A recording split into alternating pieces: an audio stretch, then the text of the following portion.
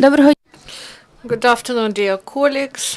Today at Ukraine Crisis Media Center, we continue Project Diplomacy Without Borders, and we have today Vadym Kostyuk, Consul General of Ukraine in Munich. Thank you very much for being with us today. Good afternoon, everyone, and greetings from Munich. And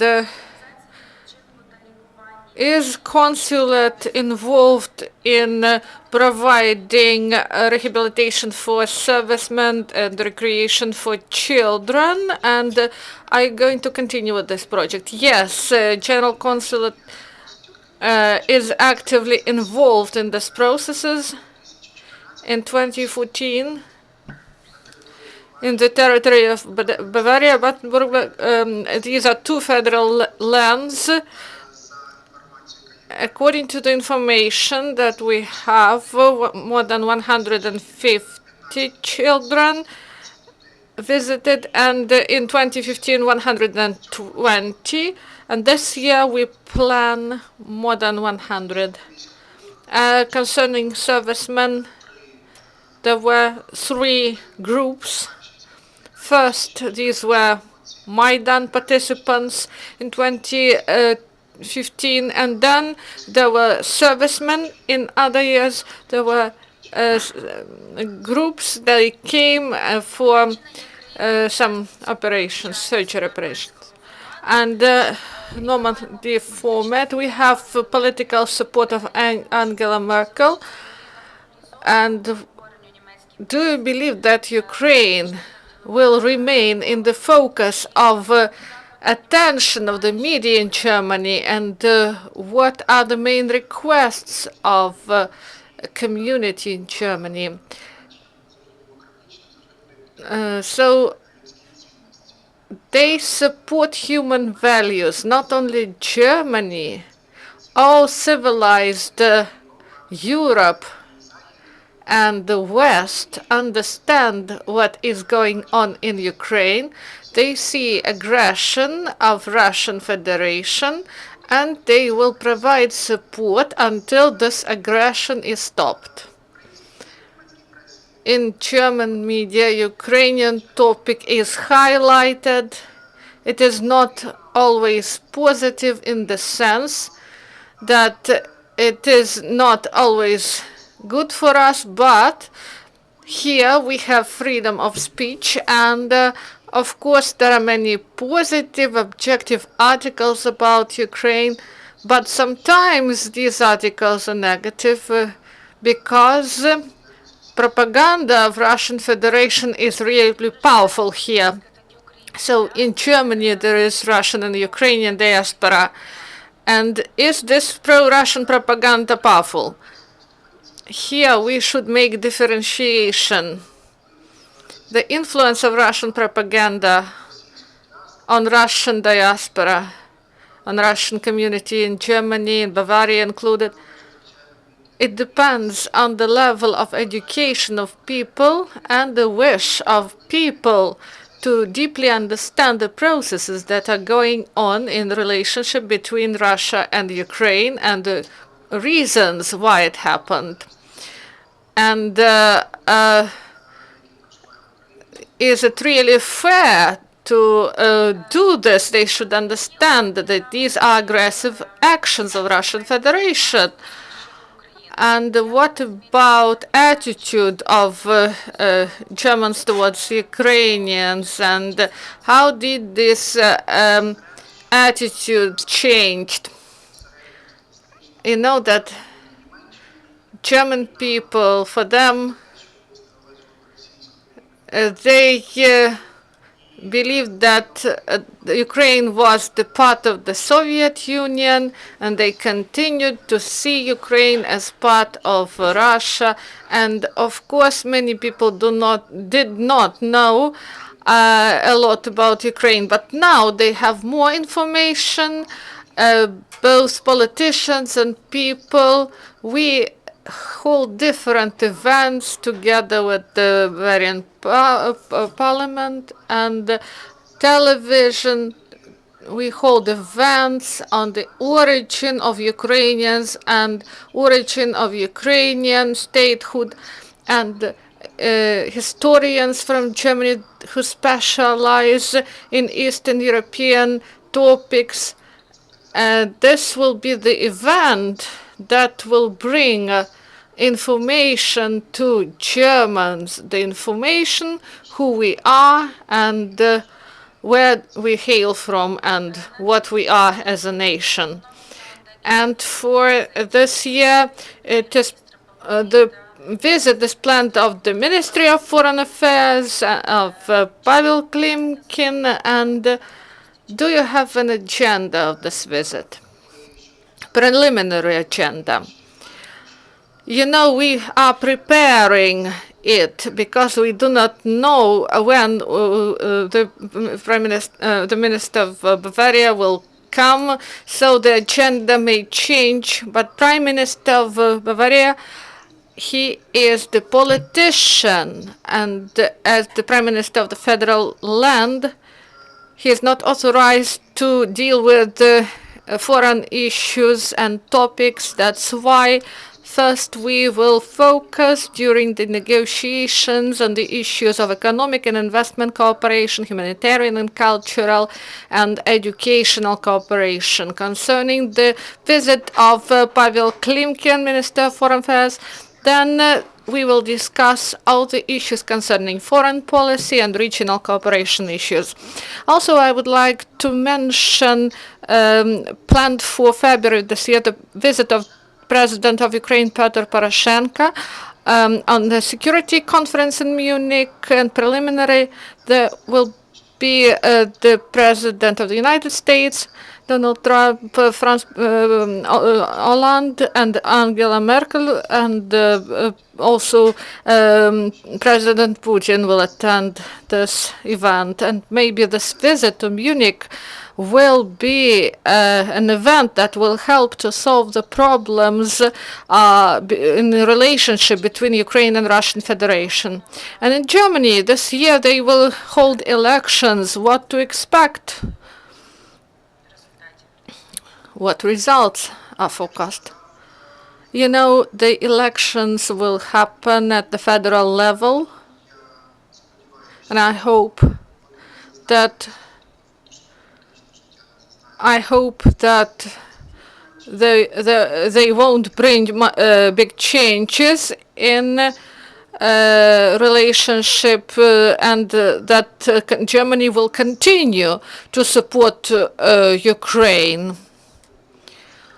And the federal government and federal lands will continue to support Ukraine.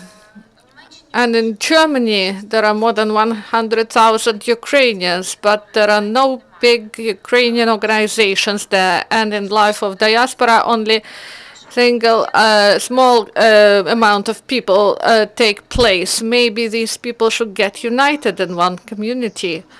I don't know whether it is possible to gather them all. I can make a comparison. In Munich, there are 10 organizations, groups, and unions of Ukrainians whose activity is directed at different aspects of life. So this is the Union of Ukraine that deals with cultural cooperation issues, and sports union is present, and also Institute, Ukrainian university that provides higher education, master's degree to Ukrainian students and diplomas of this university. They are recognized in Germany and in other countries of Western Europe. And I don't believe that we can create like some sort of, communist party to unite everyone. No, we cannot do it. Of course, there are organizations, and Lisa Shramko heads one of the biggest organizations, and they try to unite these organizations. But I believe that it will be really difficult to deal with so many issues in different villages, towns, and cities. that are in Germany. In December 2016 in Munich, there was a Salut caduceus with the Russia performance. And what was the impression of German public? I believe that this performance was in the Greek Catholic Church building, and there were a lot of people, more than 250. The majority were Ukrainians, Ukrainian community representatives who live in Munich and in Bavaria. Also, there were Germans, and of course, many people were impressed by this play. They even cried. So this was the event, and I thank Ms. Matias and all the participants who were able to organize this event in Munich. And this event is needed for our Ukrainians abroad. Do you have questions?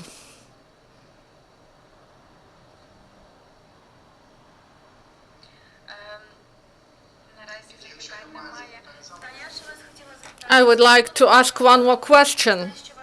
I know that you have many projects I didn't ask you about. Could you tell us, please, about your current work of the consulate?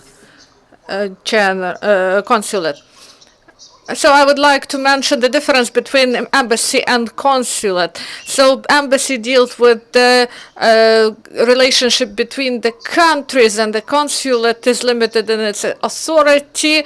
And we are in Bavaria and Württemberg, and we work here, and we have 31,000 Ukrainians, and of course more people come. And the difference between the consulate and embassy, that 70% of our work we deal with consulate issues, and the rest we distribute throughout other areas of our activity. To compare, last year we had 15.5 consulate procedures, so the registration issue of passports, and these were marriages, divorces, and other issues. Last year, in our territory, we detained 120. 120 Ukrainians were detained, and we provided support in this. So we work with the people who live here, and when they are in difficult circumstances, we try to help them. And there was such an example. We were able to release 8 citizens of Ukraine, those who could not prove their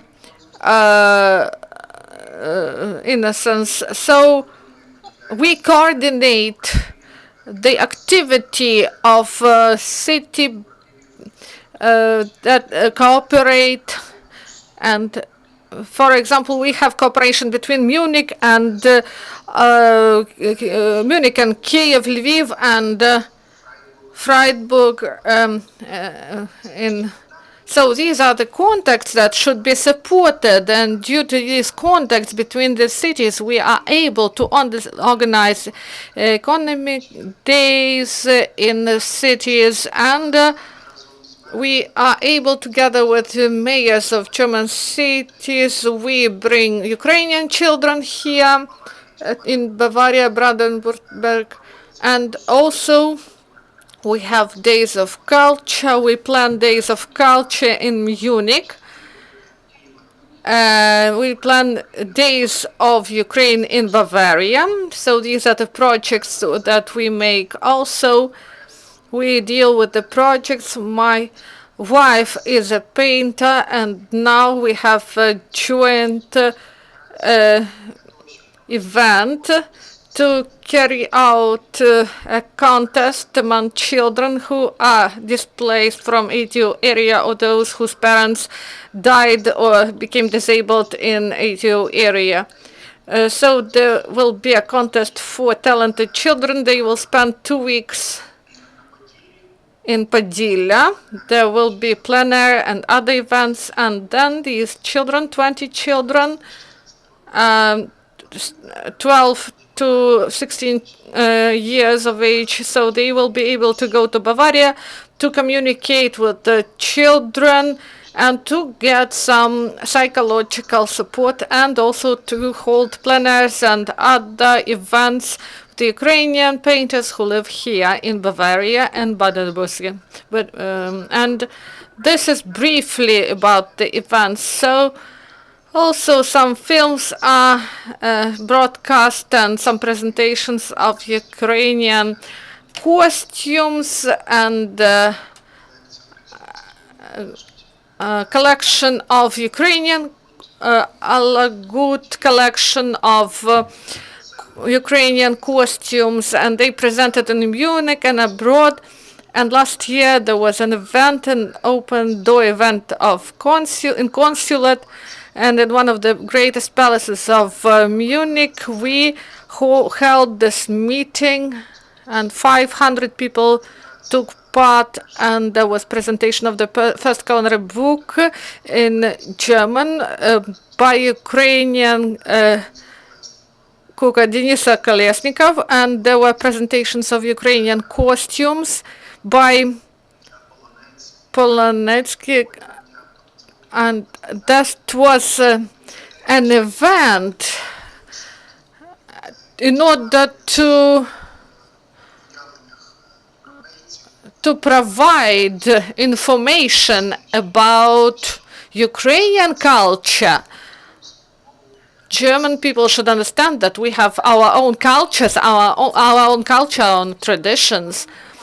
And what is the format of the Day of Culture? Now we coordinate these issues, but we have some advantage in this. In Bavaria Opera, there is a dirigent, Oksana Liev.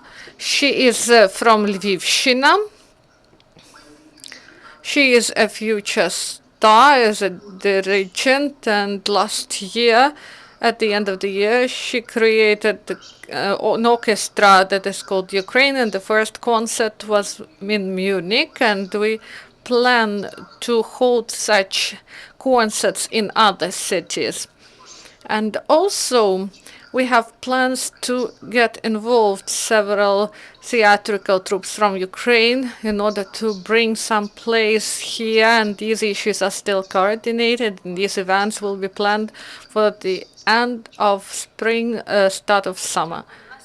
We have a question from the audience. Elena Shutkina, Ukrainian Crisis Media Center. I'm interested in two issues. What humanitarian help is provided to Ukraine from your region?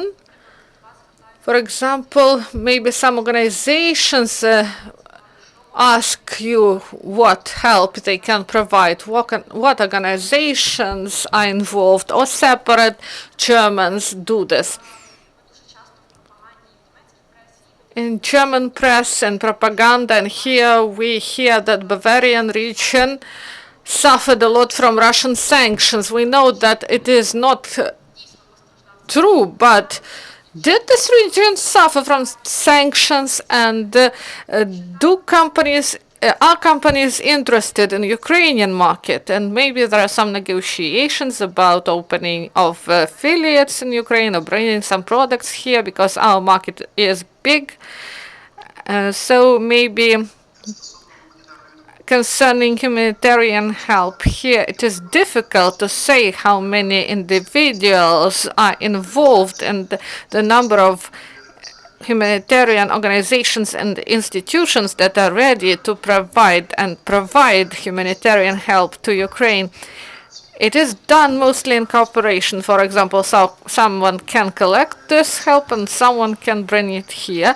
And Ukrainian organizations, for example, can help to with the documents.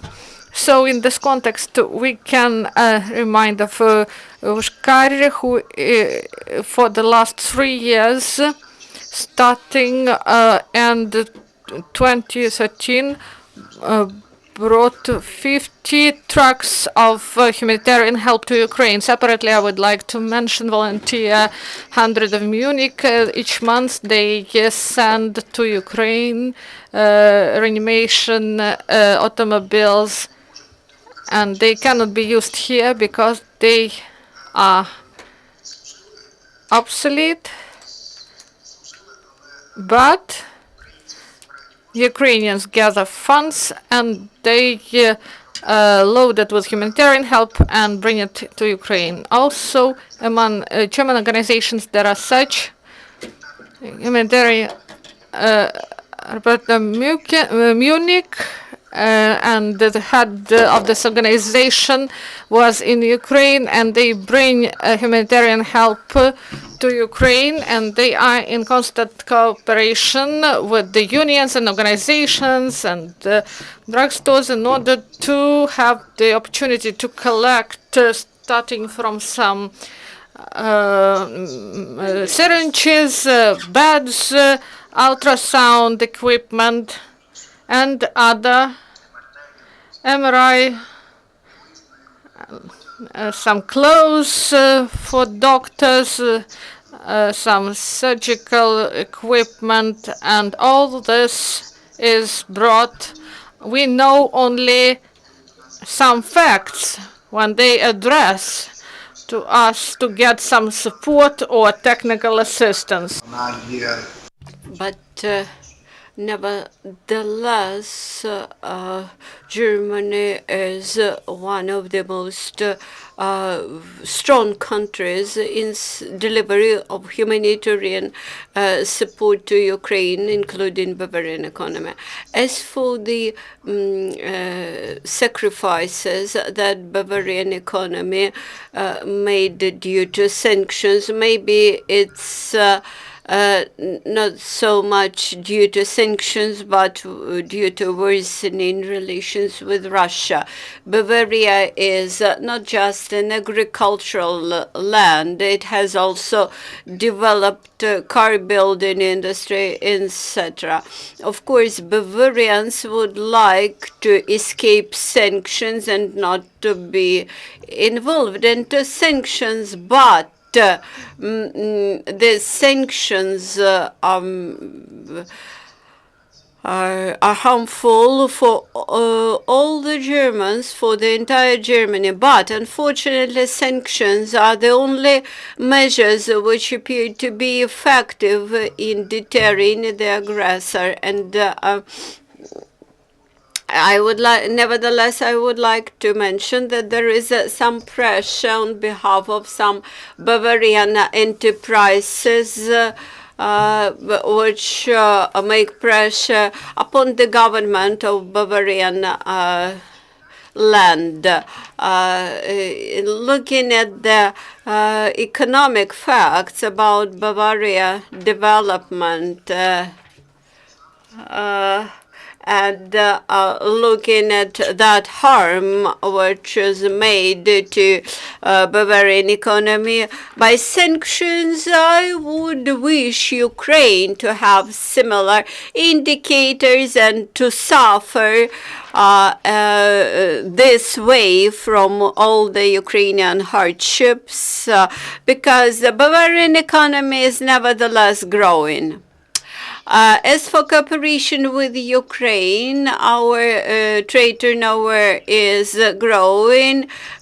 In 2016, we experienced 27% growth in trade turnover.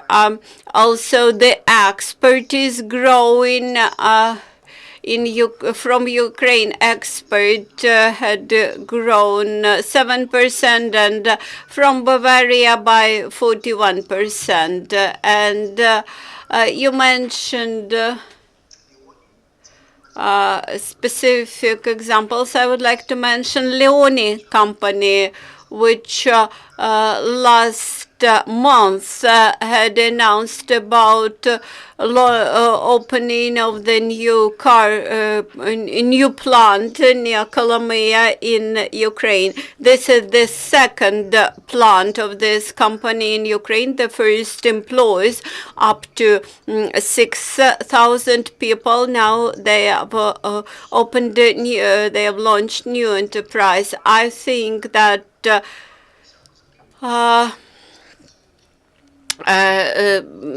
quite often people tend to be attracted by negative facts, by scandals, while they simply do not mention about positive things when those things go normally. So I do not think that the negative mentioning about sanctions in German media are a little bit dramatized. Thank you for this today's dialogue.